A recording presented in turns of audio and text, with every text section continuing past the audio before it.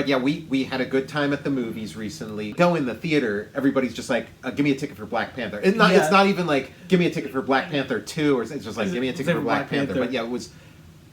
they know what you're talking about. Yeah, it was Wakanda Forever, the Black Panther. Subtitled The Black Panther, yeah. What a great... Dude, what a great time at the theater. Yeah, that was like the intro... The whole like sort of pre-credit sequence, Ryan Coogler's tribute to Chadwick Boseman. It was like, and it was like there wasn't a dry eye in the house. It was like pitch perfect. Like that's, I mean, it's just like the whole situation is just like so sad. That's like a hard thing to sort of address and handle in a movie, and it was just like so perfect. It was just so like tasteful, and like you felt the real emotions. It wasn't like you know what I mean. Like you could think of all the different ways it could be handled, like badly, and but it was just like so. It was the I was thinking about that the whole movie. Like anytime there was characters in the film talking about his character, and they would be crying. Yeah, I was like, this is like they're giving real emotion. Like it was making me sad. Like when they're having a scene like about like Black Panther is died, and I was like, oh, they're drawing on real feel. Like this is like real some real motivation. Shit. Yeah, like the movie like allows the viewer to sort of process and grieve in the movie, and then the actors are processing and grieving as they're making it, and then lastly, like the characters within the movie are processing and grieving. So you're right too. Having his funeral in the movie too was like it was not only like I guess cinematic, but like it was healing. Healing is a word I was looking for. Yeah. It was like the classiest Marvel movie. It was like very classy, like super tasteful, and we were kind of because the end credits. It's like, okay, how are they gonna fuck this up? Because it's like, okay, it's like Howard the Duck gonna come? Like the garbage pail kids. What's the post-credit thing gonna be that's gonna tease the next movie? And there wasn't any like, and it was, and even like when she goes, to have these sort of cosmic conversations, it's with her cousin. Like she expects to see T'Challa, but she sees her cousin and has conversations with him. And then when it's choking me up. Yeah, I know, dude. I'm getting like it was rough. It was a rough time at the movies. I was shedding tears. Yeah, it was. And so then when she does sort of have her scene where she gets to have a moment with him, it's not some kind of like cosmic superhero kind of nonsense. It's just sort of like the normal like recollections and memories that you have just in regular life. If Marvel movies are the only movies that get made anymore, then of course, like, to kind of keep this whole enterprise from being like a massive waste of time is you've got to let, you've got to auteurs be auteurs with it, and that's what happened here. Like he made a super tasteful movie that had a point of view and looked great too. It did. He shot it on film. Okay, that's interesting because it felt like a new aesthetic. Yeah. Like it looked. And it looked very cutting edge. It had, and it was kind of like, it was like a film stock thing. And I thought, like, I didn't realize it was like, that makes sense. But like, watching it, I thought, oh, like, he's figured out a way to make digital video look like $1 million. Like there's a learning curve, and he got there. He got there to where like, oh, it doesn't look like, but it's like it was filmed. So okay, we've been on a roll with that too. With like. We've been seeing movies that actually look in our movies, like Nope, right? And it's like, but it wasn't like retro. Like it wasn't like he's using film, and so now it's got like a this or like now it looks like a movie from the 70s or something. Like it looked like a movie, cutting edge and super contemporary, but wasn't like the look of it. Wasn't like referencing something from the past. You know what's fresh. Like, I was watching Minority Report, and like it's like 20 years old, but like the tech in that is still like feels cutting edge, and like that reminded me of the kind of computer stuff they were using.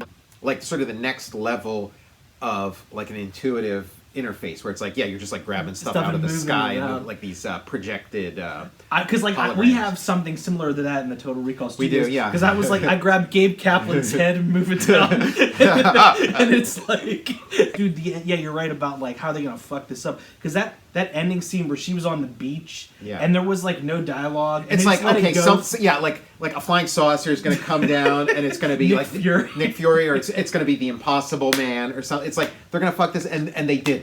They like he stuck the landing. They fuck it up with the end credits song. Like she's just on the beach, and I'm like, wow, they're letting this silence happen. It looks gorgeous. That's like, just one of those days when you don't want to wake up. I was gonna say, like, what end credits song do they fuck it up with? She's there. She's on the beach. If you like pina colada, it's like a Kevin Feige production.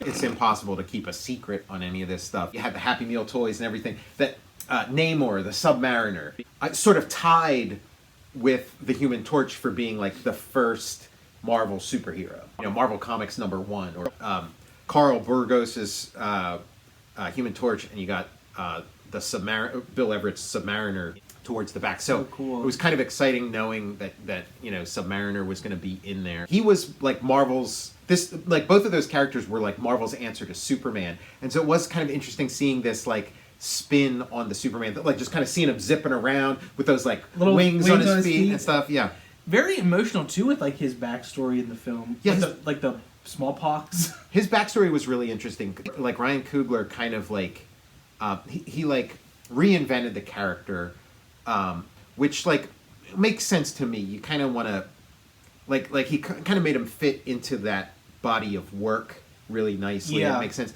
Like in the movie, Submariner is like the first Atlantean. He's like, and he's like 500 years old or whatever. I thought that was good because they kind of like compressed so it's like, because then you can tell the story of like how these like how these surface breathers became fish people. You can sort of tell it in a way that makes it more relevant and more immediate, as opposed to being like, oh yeah, this is something that happened like a million years ago, and he's to his like great grandfather, and now here it kind of makes it like it makes him special too. The flashback stuff was like incredible. Yeah, he was like his performance was really good. The character was really good, kind of like super likable, like really like relaxed and likable. And so then when he sort of becomes the enemy, it feels it's extra tragic, because it's like, oh, like it seemed almost like it was going to become like a romance or like, and then it's like, yeah, they go to war with each other. Oh, and you're talking about like the great like look and feel of the movie. Yeah. It gave us these Marvel movies sometimes give us a secret like thing of what we needed. Yeah. This one was like the abyss, like undersea, a little bit of like that underwater kind of thing. Yeah, with a little bit of underwater sci-fi horror kind of stuff going on. So we got our fix of that.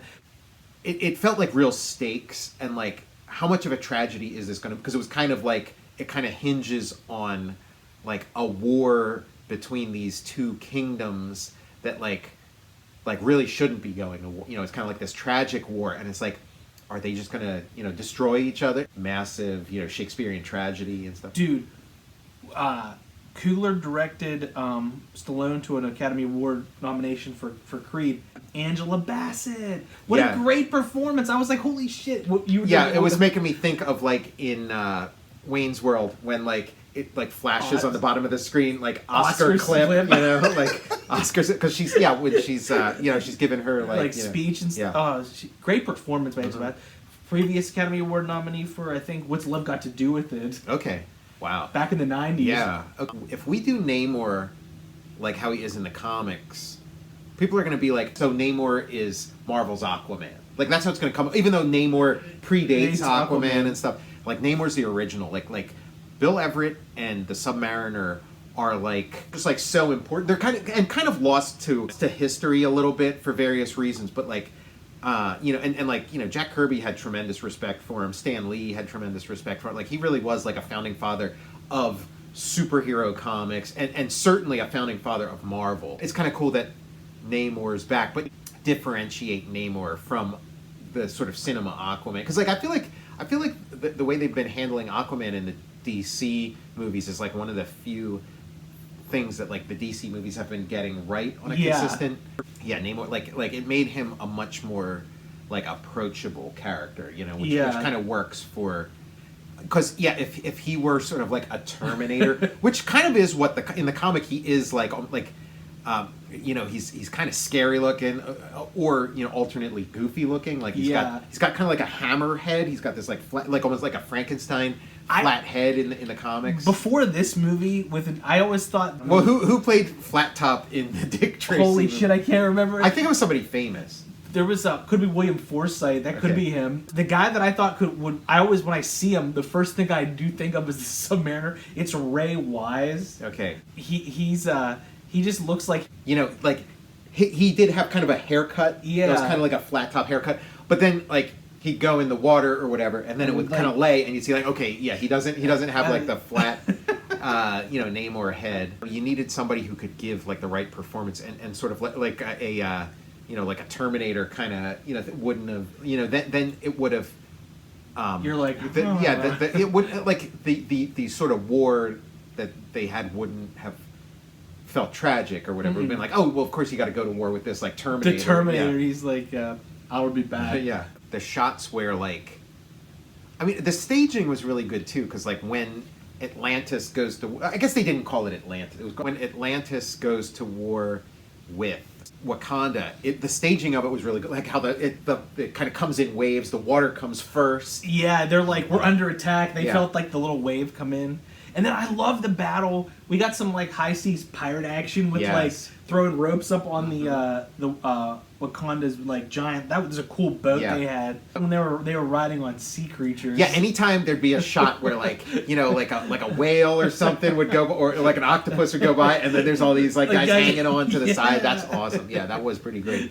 I guess he was in the first Black Panther, but I kind of don't remember. Like Martin Freeman from The Office. He's in it, and like, it didn't stick out to me like before, but like his American accent is so jarring. Yeah, like it felt almost like they were just overdubbing, like a paging Mr. Herman, because it's like because you expect them to be kind of like Gareth, it's you're a cook, like you kind of it's only a trifling matter, you know. So, Gareth, how goes the investigation? Like, but to hear like, hey, everybody, you know, I'm just here jogging. It's like it was like you're interrupting my jog, all right? Yeah, Martin Freeman, like he just turns into like something else altogether. Like I was trying to listen to see if I heard any like slips, and I didn't hear it. It didn't sound like him either. Like, you know, like when Hugh Laurie or Benedict Cumberbatch does their American accent. Like, it still sounds like them, but he, like...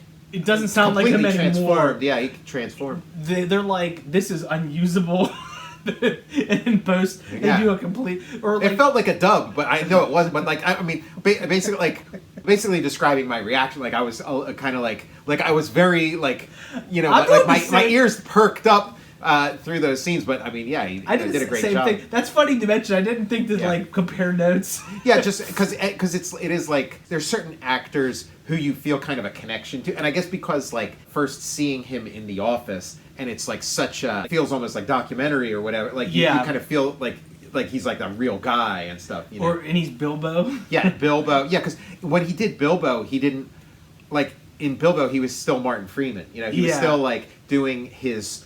Stan Laurel character, you know, that he did in The Office. So like Martin Freeman, it's always like, oh, you're getting Martin Freeman. Like Bilbo Baggins is more Martin Freeman than Bilbo Baggins. But I guess he's been around long enough where he's like, okay, I think now I want to do some like something different. Yeah, and like on the set, you like you have to call him by his character's name in this one. He goes full method. He's like, I was a crafty food. They had like all kinds of good food, but he was still in character eating. He's eating hot dogs. He's got a hot dog in one hand and a hamburger in the other. He's like, I'm all American. He's like, where's the Coca-Cola? Did you catch the ball game last night? You catch the football game? And I'm not talking about soccer. I'm American football. He's like... In The Hobbit, he was doing like... Like he was doing like exact stuff that he did in The Office, like where he's like, he's like, nothing I love more than a hamburger and a hot dog. I'm so American. Which one should I eat first? He like of all the British guys doing American accents in a Marvel movie, like if there's an Oscar for that, he should get it. He's like, me? You're asking me where I'm from? Akron, Ohio. Ever since they shut down the tire factory, it's been downhill. It's been downhill. He's like, we're here in Pinewood Studios. Nice to find another American. He's like, they're like, what the hell is this guy talking about?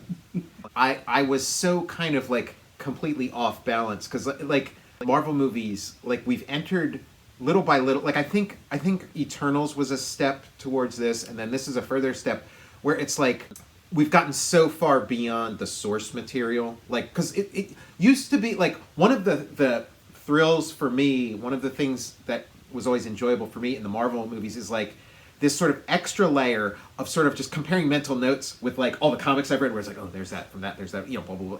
And now we're kind of, where these movies have kind of become their own thing, and like Eternals kind of got us there a little bit, this like even more so. So then now it's like just going to see a movie where I'm just like, what is this thing? What's it going to be? Because like you used to be able to kind of predict, okay, I think this is going to happen, that's going to happen. Yeah. And now it's kind of like, you know, and this movie was that, because it's like, you see the underwater stuff, you know, in the beginning, and you're kind of like, ooh, you know, where's this going? And then it starts going over here, and then Riri shows up, and it's like, oh, you know, it's got all these, like, it's just taking you on this journey, like, on this ride, yeah, where you're just like going all kinds of places. Dude, I think this is gonna get nominated for Best Picture too. I bet. Yeah, I think you're right. Like, as a Marvel movie, I don't think a Marvel movie's won, but I think a Black Panther, I think, is the only one that's been nominated for Best Picture. So this one's gonna get the Godfather territory here. You know what? The first Black Panther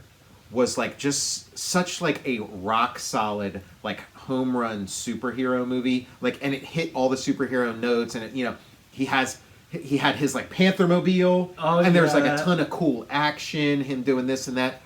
But like, I think I like this one even better. You know, and this one is like so not a traditional superhero, like it's just like its own thing. You're right. Like the first one felt more like a Marvel movie, where this just feels like a movie. And like Black Panther 3, if he stays on and does another Black Panther, like it could be anything. Like it could be like, you know, some like quiet family drama, like where like, you know, they're just like, you know, hanging out. Or whatever, I was waiting for your Voltron to show up. Yeah, I like there was a point in the movie where like things were kind of escalating, and then the thought just entered my head. I'm like, what if Panthrax Pantherion shows up? Like, if Panthrax Pantherion shows up, I'm gonna lose it. Like, you're gonna see, like, I'm gonna get up and start like dancing in the aisle. The camera's way in the back of the theater. You're on your head doing like a spin. Yeah, but the thought didn't occur to me at like leading up to it at all. But like watching it, where it becomes this thing of like anything could happen, and it's like, you know what? That's like a pretty recent addition to the Black Panther mythology that I made in Fantastic Four Grand Design. It's pretty recent, and in that comic I do reference the Black Panther movie a bit and stuff. So I'm like, Ryan Coogler might have read this, and he might have been looking for some ideas. And man, and unlike when they would use some of my stuff in a Transformers movie, like. Well, you do the head spin, and then it smash cuts. You're in the lobby on the payphone. You're like class action. Right. Well, you know, Joe Casey. You know, they like the co-star of Doctor Strange was America, a character that Joe Casey co-created, and he said they offered him $5,000 for it. So like Panthrax Pantherion, you know, I like, you know, you're like, I'm just in it for the love of the game. And like that would have been so much, but then you know, I was looking for with that. I'm glad we're comparing notes now. Yeah. I was like, please let the Voltron. Please. Yeah, because I thought like, but again, that's a different movie than what this is. Yeah. You know what I mean? Dude, wouldn't it be? There's the Part third 3, one, yeah, part baby. 3. Because, like, of all the things that I've done at Marvel, that's probably, like, the most likely thing to show up somewhere. You know what I mean? This, like, nobody else, you know, did... Because there's, like, some things you do where it's like, oh, well, somebody else did a story that was kind of like that here, kind of like that there. But, like... One of a kind. Yeah, nobody else did a Voltron robot in a Black Panther comic. That was so fucking sick. So... We got a third one to... Third one, yeah, I mean... You know, there's just going to be a never-ending supply of these. It was like the Eternals, where it's like I don't even know how to classify it because it's just doing its own thing, and as a result, you're not like, okay, here comes the big, you know, this or that, you know, like, okay, this part's coming. It's kind of like just like genuine delight and surprise all the way through. Like it did have its big battles, yeah, but at the very end, like when. Not to spoil anything, but like the final like showdown got kind of like as small as you can probably get in a Marvel. Yeah, and like the sort of like the emotional story is at the core of it. It's not just like sort of all. It's like, okay, we got the CGI guys working on this fight. Now let's figure out a story to go with it. It's like it all like kind of organically flows from the story. So good, man. Whatever the next one, we'll be there, and we'll report back from the field, like Total Recall business. Yeah. This has been the Wakanda Forever episode of the Total Recall Show. I'm Tom Scioli, author of Jack Kirby, The Epic Life of the King of Comics, and Fantastic Four Grand Design. I'm Matt Zeoli. And follow me on Twitter at Tom Scioli or on Instagram at Tom_Scioli. You can follow the show on Instagram at Total_Recall_show. And check out my Patreon. Go to patreon.com, search Tom Scioli, and you can see some of the comics I've been working on lately. Follow me on Instagram at cinema_tomb. And we'll see you next time. We'll see you at the movies.